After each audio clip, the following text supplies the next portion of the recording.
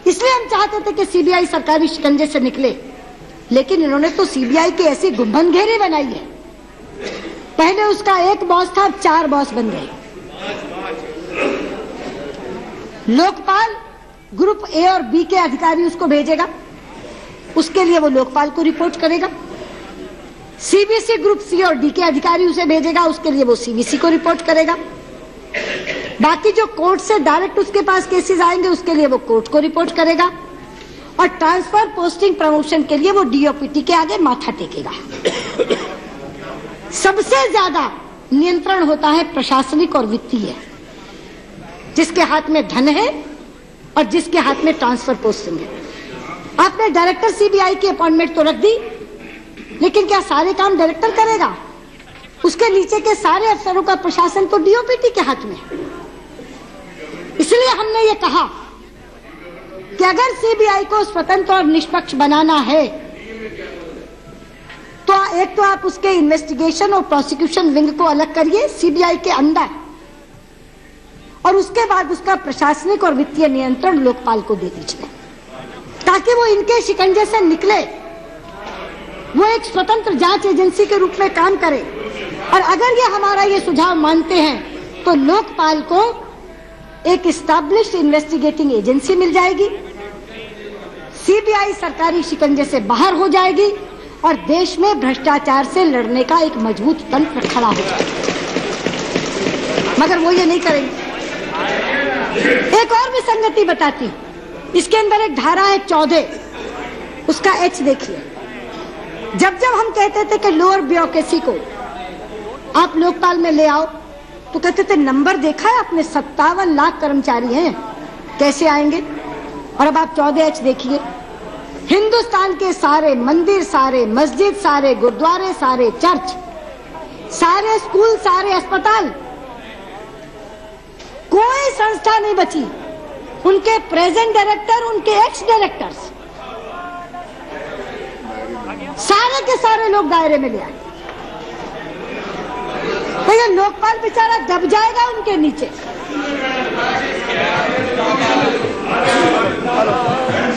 इतनी बड़ी विसंगति। Please sit down. Please sit down. Please sit down. You speak when it's your turn.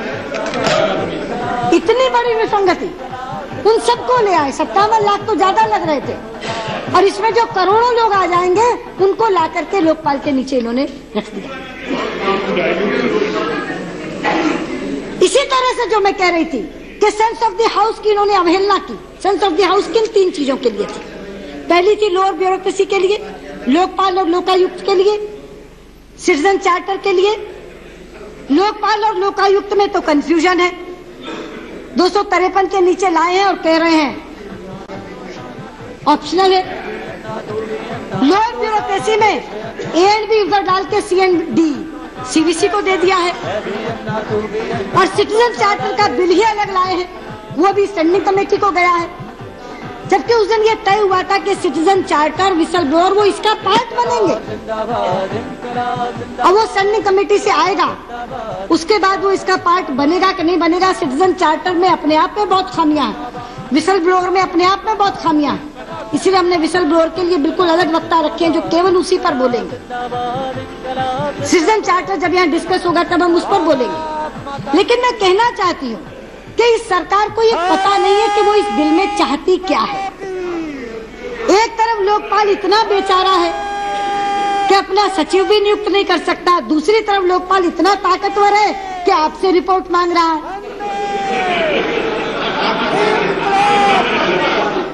इंकलाब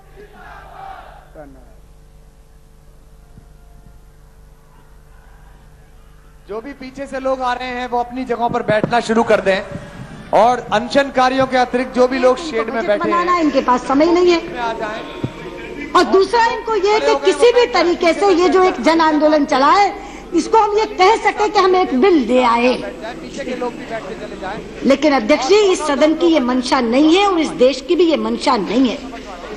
हम चाहते एक सशक्त लोकपाल आए, एक प्रभावी लोकपाल आए, एक संविधान सम्मत लोकपाल आए।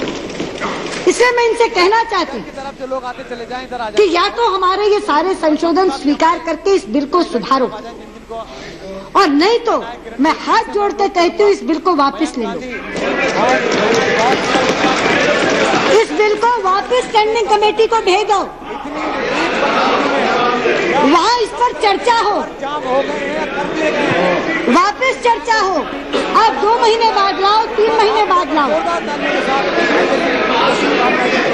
2 महीने या 3 महीने बाद भी बिल आएगा तो कोई आफत नहीं आ जाएगी, लेकिन कम से कम वो बिल,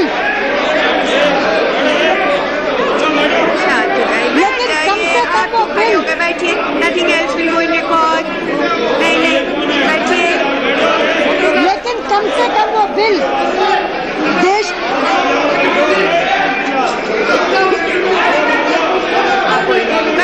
बैठिए, बैठ जाइए। Sit down, बैठ जाइए। हाँ, हमने चाहा था कि बिल शीतकालीन सत्र में आए, उस दिन सेंस ऑफ द हाउस में भी चाहा था, बाद में भी चाहा था, मगर ऐसा बिल लाए ये तो नहीं चाहा था। ऐसा बिल आए जो वर्तमान सिस्टम को भी ध्वस्त कर दे। जो आज तंत्र खड़ा है ये तो उसका भी विनाश कर रहा है, ये तो उसको भी ध्वस्त कर रहा है।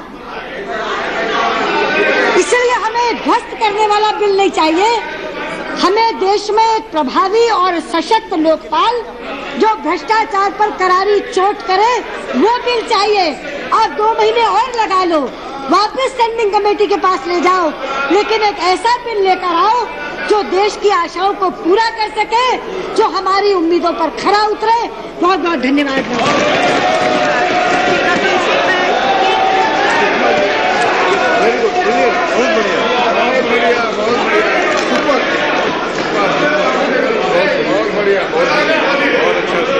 आपकी बारी आएगी, आप बोलिएगा, हमें बोल लेने दीजिए इनको। आप बैठ जाइए ना, आपकी बारी आएगी। आप फिर क्या कर रहे हैं?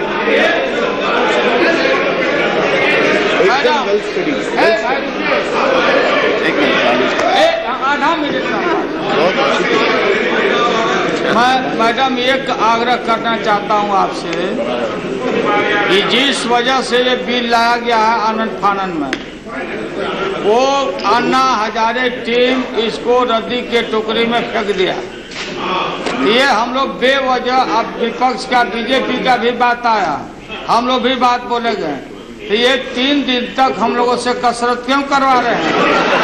इसको ये बेकार का बात है, इसलिए बिल को हटाइए यहाँ से।